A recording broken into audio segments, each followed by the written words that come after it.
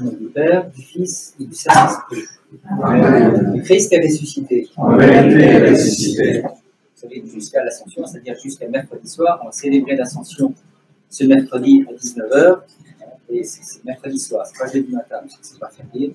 On célèbre ce mercredi à 19h la solennité de l'Ascension. Jusqu'à mercredi, on va continuer à dire, à confesser la résurrection du Christ. Et en ce jour, comme presque chaque dimanche, c'est une abondance, une surabondance de thèmes liturgiques. Évidemment, aujourd'hui, c'est toujours, c'est le troisième dimanche que l'eau est vraiment le centre de notre initiation, puisque c'est longtemps après, c'est 50 jours après la Pâque, c'est l'initiation post-baptismale. On enseigne les baptisés que nous sommes à réviser un peu notre conception, notre vision, réviser notre vision, revoir, retravailler. Alors, revoir, ça veut dire quelque chose, hein, parce qu'aujourd'hui, le thème, plus de celui du livre, c'est le grand thème de Pâques, celui de la lumière. La lumière, c'est intéressant, si on repart un petit peu en amont, de voir qu'au fond, que crée Dieu en premier? Que crée Dieu en premier? La lumière. La lumière, Dieu crée la lumière des ténèbres, fait jaillir la lumière des ténèbres. Et qui crée-t-il en dernier? C'est l'homme. C'est l'homme, c'est-à-dire cette grande arche de la création qui va de la lumière à l'homme. L'homme fait pour la lumière faite pour l'homme. Et bon, moi je ne suis pas médecin, je ne suis pas chirurgien, je n'ai pas ces compétences, mais je pense qu'on pourrait demander, on a parmi nous pas mal de spécialistes des yeux, et je ne sais pas si aujourd'hui, techniquement, c'est possible de recréer la vue pour un homme qui n'a jamais vu. C'est qu'on peut améliorer la vue pour des non-voyants, enfin, je crois que c'est assez compliqué quand même. Mais comme il est dit dans le Saint-Évangile qu'on a vu aujourd'hui, rendre la vue à un aveugle par accident, c'est quelque chose. Mais donner la vue à un homme qui n'a jamais vu, ça, on n'a jamais vu. Et ce qui est extraordinaire, c'est que les écrits disent que cette boue que le Christ lui-même met de sa salive, cette boue qu'il fait avec la poussière, la terre, cette boue qui nous montre qu'en fait, c'est sa parole elle-même, c'est ce qui sort de sa bouche, c'est sa bouche qui nous illumine, en fait. C'est la parole qui nous illumine. Toute cette symbolique tellement concrète, tellement vivace, et ce pauvre aveugle n'a jamais vu, et c'est cette boue même qui devient ses yeux.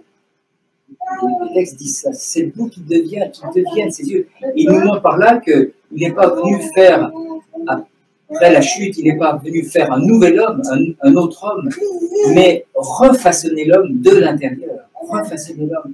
Qu'est-ce qui est plus important que voir? La vue, c'est l'un des sens les plus extraordinaires. Hein, l'écoute, Saint Isaac le Syrien dit que voir, c'est le but de la vie, c'est voir Dieu, c'est la foi faite vision, c'est la vraie foi, c'est voir Dieu.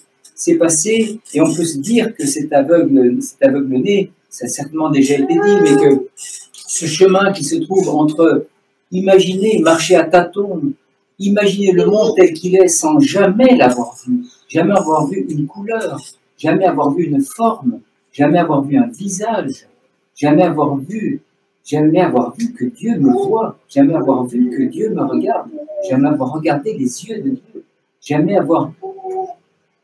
Être seulement dans l'imagination, quel extraordinaire cadeau pour nous qui voyons, qui croyons voir, et de voir les formes, les couleurs, les mouvements qui est la vie.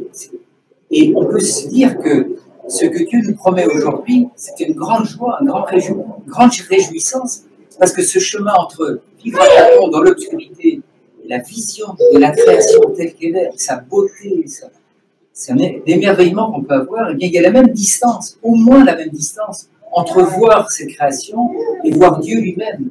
C'est-à-dire que ces yeux qu'on croit avoir, cette vision qu'on croit avoir des choses, voilà, de nos contemporains, qu'on regarde vaguement, qu'on connaît un prénom, on connaît quelque chose, mais est-ce qu'on regarde vraiment dans les yeux notre interlocuteur? Est-ce qu'on regarde à travers ses yeux son âme? Est-ce qu'on a cet œil à œil, cette vision à vision, comme aujourd'hui cet aveugle a de voir en premier? Qui voit-il en premier?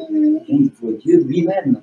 Et on peut se dire, ça nous donne beaucoup de joie parce que on voit cette distance entre la ténèbre et la vision de la création. C'est dit que et ce qui nous est promis, en fait, cette promesse du Père de nous montrer la lumière. Et pourquoi vient-on à la liturgie? C'est exactement pour voir. Pour ça que nous avons les icônes despotiques, les icônes du Christ et de la Mère de Dieu, pour voir dans l'œil de Père Martin dit ça très souvent. On se prosterne devant le Christ, comme le fait cet aveugle guéri, se prosterne. On apprend aussi à se prosterner, mais on apprend à se tenir debout et à regarder visage contre visage. L'œil, Dieu me regarde comme moi je le regarde. Ce regard à regard, peut-être comme Saint Jean a pu contempler, lui qui écrit ces paroles ineffables, rapporte ces dialogues extraordinaires, cette poitrine contre poitrine, corps à corps, œil à œil, cette intimité perdue, ces paupières fermées que nous avons, qui nous empêchent de voir, de comprendre, d'avoir non pas la vision, mais la clairvoyance. On a tous ces mots dans notre vocabulaire.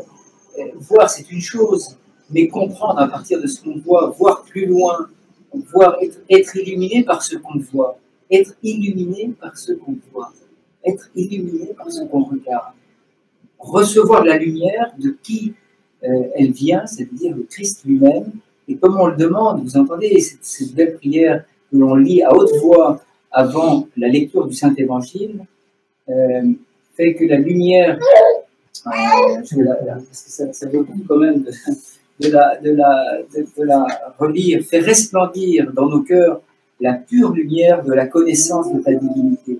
Donc quand on vient écouter le Saint-Évangile, on vient recevoir la lumière, on vient quémander la vision, on vient se purifier dans cette eau du baptême qui nous donne la lumière. Et ce qui est intéressant, c'est que Dieu ne fait pas tout seul, en fait. Il n'est pas seul à agir aujourd'hui, il n'est pas seul à nous donner la lumière. Qui nous aide aussi? Ben nous-mêmes. Il l'envoie, il obéit. L'aveugle, il obéit, il va à Siloé. Il y va, donc il collabore à la volonté de Dieu. Il obéit à cet ordre. Va te baigner à la piscine de Siloé, va te plonger dans cette eau qui est l'eau de la tradition aussi. Et là, on sait très bien que cette piscine de Siloé, elle a été, par exemple, sous le prophète Ézéchias, et des ennemis autour de Jérusalem, et ceux qui allaient se baigner dans cette eau de Siloé, l'eau de l'envoyé, ceux qui étaient envoyés au nom de Moïse, étaient guéris. Les ennemis venaient aussi, mais eux n'étaient pas guéris. Donc, c'est l'eau dans laquelle on est guéri parce qu'on obéit à Dieu, parce qu'on veut faire sa volonté, on va vers le baptême, et notre baptême et toute l'illumination de notre vie, on revoit dans cet extraordinaire évangile où ce dialogue est quand même extraordinaire, où les parents sont là. C'est quand même extraordinaire que les parents sont invoqués avant.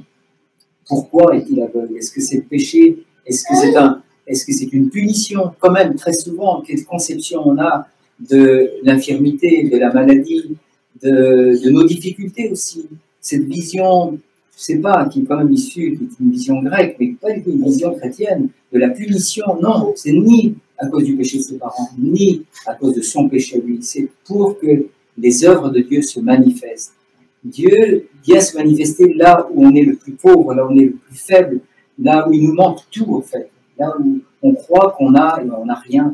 Et on vient vers lui pour être illuminé par sa présence, pour nous prosterner devant lui et pour lui demander le don pour lequel il est venu, c'est-à-dire nous accorder le don du Saint-Esprit.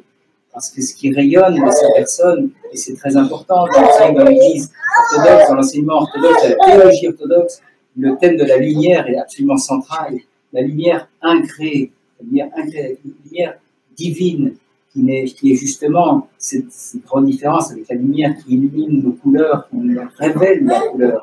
Et en fait, au même titre que la lumière créée du soleil révèle la couleur, sans lumière, il n'y a pas de couleur, on ne voit rien. Et bien, sans la lumière incréée, sans la lumière du Saint-Esprit, tout est confusion, tout est. Donc, demandons-lui pour que notre propre vie se révèle aussi. Nous qui marchons dans les ténèbres, et que Dieu nous donne son Esprit Saint, comme Saint Séraphin Sarov l'a dit, notre but, c'est l'acquisition du Saint-Esprit. Demandons-lui et rendons-lui gloire pour la lumière qu'il veut bien nous donner, du Père, du Fils et du Saint-Esprit. Amen.